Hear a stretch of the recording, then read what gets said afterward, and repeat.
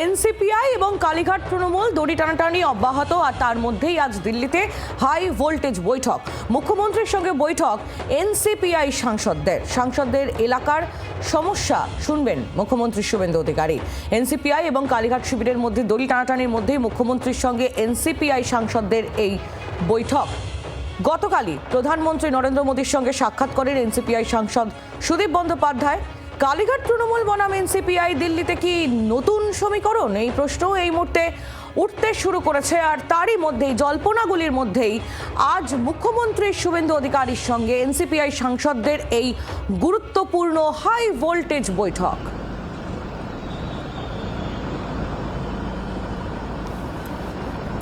মুখোমুখি মুখ্যমন্ত্রী এবং এনসিপিআই সাংসদরা।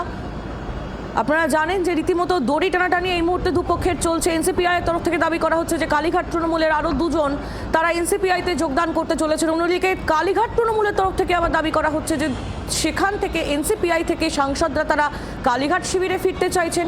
কুণাল ঘোষ গতকাল তো আরও বিস্ফোরক দাবি করে বসেছেন যে 17 জন এনসিপিআই সাংসদ নাকি এই মুহূর্তে মমতার তৃণমূলে ফিরতে উদ্যত।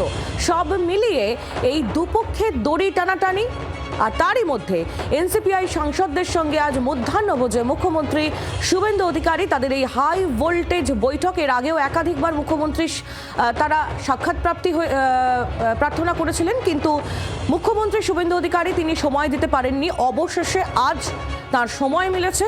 আজ মধ্যাহ্নভোজন করবেন মুখ্যমন্ত্রী এনসিপিআই সাংসদদের সঙ্গে, এবং যাদের যাদের এলাকার যা যা সমস্যা সেই সমস্ত কিছুই আজ মুখ্যমন্ত্রী শুনবেন বলেই খবর পাওয়া যাচ্ছে।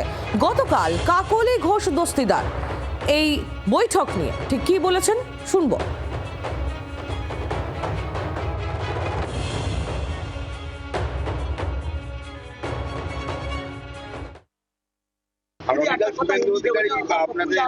সাংসদদের সঙ্গে বৈঠকে বসছেন, একটা মিটিং হওয়ার কথা আছে, তাতেই 3 জন সাংসদ থাকছেন যারা দল সবাই থাকছে। আমরা সব সময় কিন্তু 20 জন একসঙ্গে আছি, এবং যে কথাটা পোস্টে আপনারা বলছেন আরো 2-1 জন সাংসদ তারাও আমাদের সঙ্গে কিন্তু যোগাযোগে আছেন। কারোর বিরুদ্ধে যদি সুনির্দিষ্ট অভিযোগ থাকে তো স্বাভাবিকভাবেই পুলিশ এখানে অ্যাকশন নেবে। অতীতে যারা প্রকাশ্যে খুন করার হুমকি দিয়েছেন, খুনের প্ররোচনা দিয়েছেন, যদি এরকম কেউ থেকে থাকেন আর সেই মামলা যদি পুলিশ চেপে রেখে থাকে, পুলিশ তো কারোর কথায় আটকে রেখেছিল, কারণ এটা তো কোনো স্বায়ত্তশাসিত সংস্থা নয়, তো স্বাভাবিকভাবেই উঠতে পারে। তবে মুখ্যমন্ত্রী কী কারণে আসছেন আর কার সঙ্গে বৈঠক করছেন এ বিষয়ে আমার কিছু জানার নেই। কাকলি ঘোষ দস্তিদার এবং শ্রমিক ভট্টাচার্যের বক্তব্য তুলে ধরছিলাম আপনাদের সামনে। দিল্লিতে আজ এই যে হাই ভোল্টেজ বৈঠক, সেই বৈঠকের দিকেই নজরের আজ সকলের। এনসিপিআই সাংসদদের সঙ্গে মুখ্যমন্ত্রী শুভেন্দু অধিকারী তিনি আজ এই বৈঠক করতে চলেছেন। একাধিকবার এর আগে এনসিপিআই সাংসদদের তরফ থেকে মুখ্যমন্ত্রীর সাক্ষাৎ চেয়ে আবেদন করা হলেও সেই সময় মুখ্যমন্ত্রী তিনি দিতে পারেননি। অবশেষে আজ হয়েছে সেই সময়, এবং মধ্যাহ্নভোজনে তারা মিট করবেন এমনটাই খবর পাওয়া যাচ্ছে, এবং সেখানেই মুখ্যমন্ত্রী শুভেন্দু অধিকারী তিনি বক্তব্য শুনবেন এনসিপিআই সাংসদদের। আপনাদের শোনাবো রাজ্যের মন্ত্রী দিলীপ ঘোষ তিনি আজ কি বলেছেন। যার ভূত নাই তার ভবিষ্যৎ কি, এইসব বৈঠক মিটিং রাজনীতি চলতেই থাকে। রেজাল্ট দেখুন কি হয়। না, মুখ্যমন্ত্রী নিজে যাচ্ছেন মানে তো কিছু একটা গুরুত্ব উনি দিচ্ছেন, নাহলে উনি দিল্লি উড়ে যাবেনই না। দেখুন এইগুলো রোজ পাল্টাবে, কে কার সঙ্গে আছে কার সঙ্গে নাই। কিছু লোক আমাদের এখানে যেন খুব বড় অফিসার, তিনি রাজ্যসভায় গিয়েছিলেন, নাম শোনা যাচ্ছেন, উনি কোথায় আছেন। এরকম আরও কিছু নেতা চুপ করে আছেন, তদন্ত কমিটি ঘোষণা করা উচিত। আমাদের বাউল সুপ্রিয় কোথায় আছেন, বিখ্যাত লোকেরা তো একসময় এরা খালি সামনে আসতো, এদেরও মতামত আবার নিন তো ওনারা কী ভাবছেন। রাজ্যের মন্ত্রী দিলীপ ঘোষ তার বক্তব্য আপনাদের সামনে আমরা তুলে ধরছিলাম। আজ দিল্লিতে সকলের নজর রয়েছে এনসিপিআই এবং কালীঘাট তৃণমূল দড়ি টানাটানির মধ্যেই আজ দিল্লিতে হাই ভোল্টেজ বৈঠক। আমরা কথা বলবো রাজনৈতিক বিশ্লেষক শুভময় মৈত্র এই মুহূর্তে আমাদের সঙ্গে রয়েছেন টেলিফোন লাইনে। শুভময় বাবু, এই যে দড়ি টানাটানি দুপক্ষের চলছে, তারই মধ্যে আজ এনসিপিআই সাংসদদের সঙ্গে মুখ্যমন্ত্রী শুভেন্দু অধিকারীর এই বৈঠক কতটা তাৎপর্যপূর্ণ বলে আপনি মনে করেন? হ্যাঁ, দেখুন, এই রাজনীতির যে অসরলরৈখিকতাগুলো নিয়ে তো বলতে পারা খুবই শক্ত।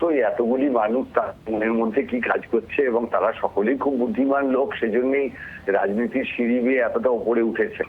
মূল প্রয়োজনীয়তাটা হচ্ছে একেবারে লোকসভায় 2/3 সংখ্যাগরিষ্ঠতা প্রয়োজন বিজেপির কিছু সংবিধান সংশোধনী বিল, সেগুলো পাশ করানোর জন্য, যার মধ্যে এক দেশ এক ভোট এবং আসন বৃদ্ধির বিষয়টি আছে, যেটা ডিলিমিটেশন বলা হচ্ছে।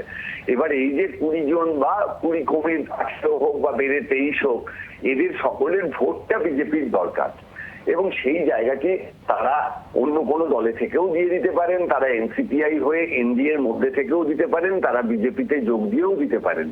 ফলে এই জায়গাতে কোনো রকম সমস্যা নেই।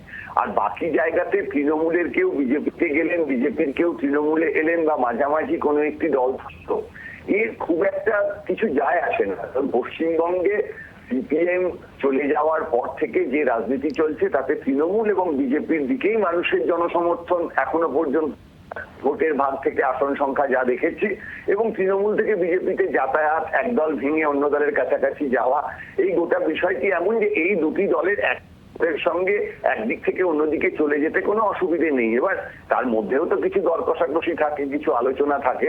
শেষে যেটা বলা যায় সেটা হচ্ছে এই যে আলোচনাগুলো চলছে, এগুলো দেশ বা পশ্চিমবঙ্গের উন্নয়নের কোনো কথা হচ্ছে না। অর্থাৎ তারা কোন দিক থেকে কোন দিকে যাবেন, তার মাধ্যমে পশ্চিমবঙ্গের মানুষ চাকরি পাবেন কিনা, পশ্চিমবঙ্গের স্কুলগুলো ভালো হবে কিনা, এই আলোচনা নেই। এগুলো একেবারেই তাদের ব্যক্তিগত রাজনৈতিক আশা আকাঙ্ক্ষার বিষয়।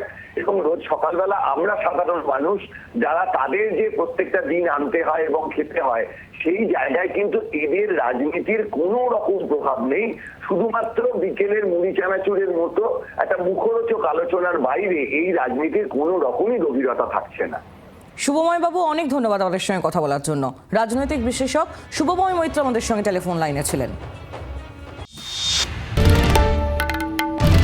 বাংলার আওয়াজ, বাঙালির আবেগ, জি 24 ঘন্টা।